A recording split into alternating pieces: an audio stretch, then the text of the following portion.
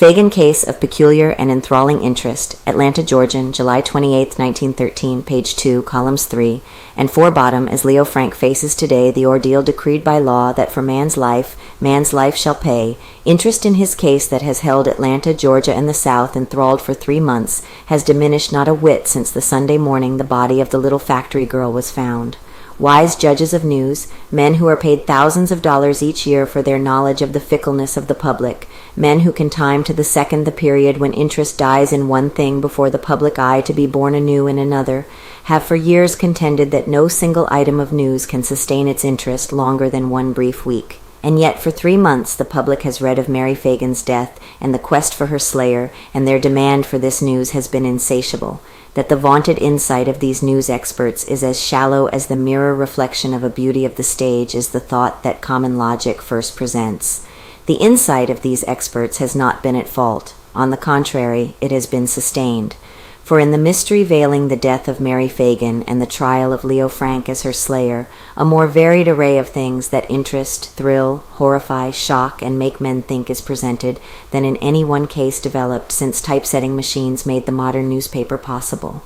Harry Thaw's case comes to mind, that tragedy of romance that presented in the same cast of characters the brilliant Lothario, the man of millions, and a woman as fair as the dawn. But there was never the element of mystery in the slaying of Stanford White. District Attorney Jerome described it pretty well as a commonplace tragedy of the Tenderloin. The only question that confronted the public was whether there was a law decreed by God that a man should take up arms and avenge his family honor that should nullify the law made by man that decreed that the courts of the country and the judgment of heaven could alone mete out reparation for personal injury. But in the Phagan case, there is a mystery so deep, so impenetrable, that there are thousands in Atlanta who believe that Mary Phagan's slayer walks about today a free man, as another battles for his life accused of his crime, victim only a child. There was mystery in the famous case of Henry Clay Bettle, the Virginia aristocrat, who met death in the electric chair for slaying his wife after his infatuation for Beulah Binford. But again, we have a feature of the Phagan case which was missing in the Bettle tragedy that makes the Atlanta mystery as grippingly pitiful as the Virginia problem was sordid. For in the Phagan case, a child is one of the principals. All the world may love a lover, but all the world loves a child more. And when the innocent, wistful, appealing face of the little factory girl first appeared in the public prints, more heartstrings were touched than there were thrills caused in all the sinister revelations of the Virginia trial. The child interest has made many a case appeal to the public interest more than struggles of statesmen, ravages of nature, or even the love of man for woman. The entire United States waited breathlessly for news of the capture of the kidnappers of little Billy Whitla, the sturdy Pennsylvania lad, in 1909.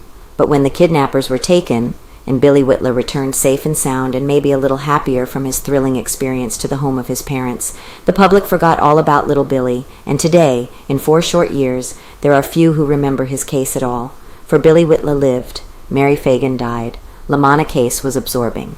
In 1907, the hearts of every mother and father in the Southland bled for the wealthy father and mother of the little Lamanna boy who was taken from their New Orleans home by members of the Crescent City Mafia. Interest was intense at every period of the search, and public sentiment was kindled near to the blazing point when the beheaded body of the boy was found in a Louisiana swamp. But was thrilling as was the Lamanna case, it did not have that quality that is so essential to make a case universally absorbing. The Lamannas were foreigners, the kidnappers were foreigners, and Americans want an American in their news stories.